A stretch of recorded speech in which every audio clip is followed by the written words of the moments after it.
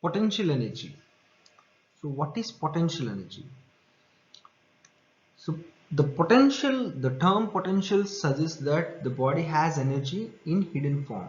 So it is also called as storage energy. So the energy which is stored.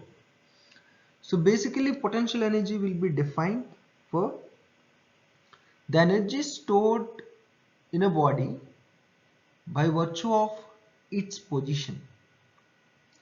Again, I'm telling you, the potential energy is defined as the energy stored in a body by virtue of its position and configuration. So by changing the position of a body or changing the configuration of the system, so the energy is stored and that energy is called potential energy. So let me give an example.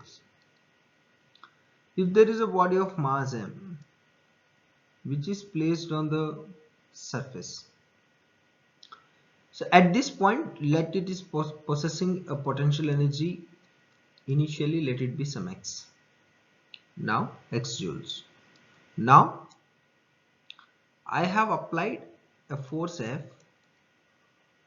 to displace the body H. So what happens? I have done work on the body. So whatever the work I have done, to do that work, definitely I must have spent some y joules of energy. Am I right? So my work will be F into H. It may be some y joules. So to bring the body from point A to point B, I have done work which is equivalent to y joules. So the point here is whatever the energy that I have spent, where my energy gone? What will be the total energy the body possesses at a point B? Yes, absolutely. The total energy the body possesses at this point is x plus y joules.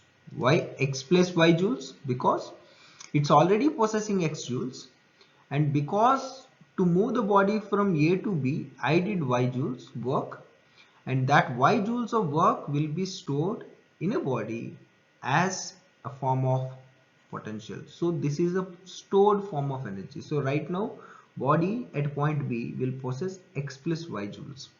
So by changing the position of a body, whatever the work we do, that will be converted in the form of, or that will be stored in the form of potential energy. So another examples can also be given.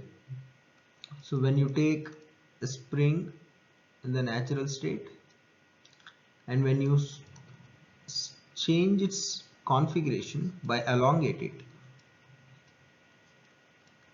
by an x displacement, now the spring also possesses potential energy. So whatever the work we do to change its configuration, so that work, that amount of energy will be stored in the spring as a form of potential energy.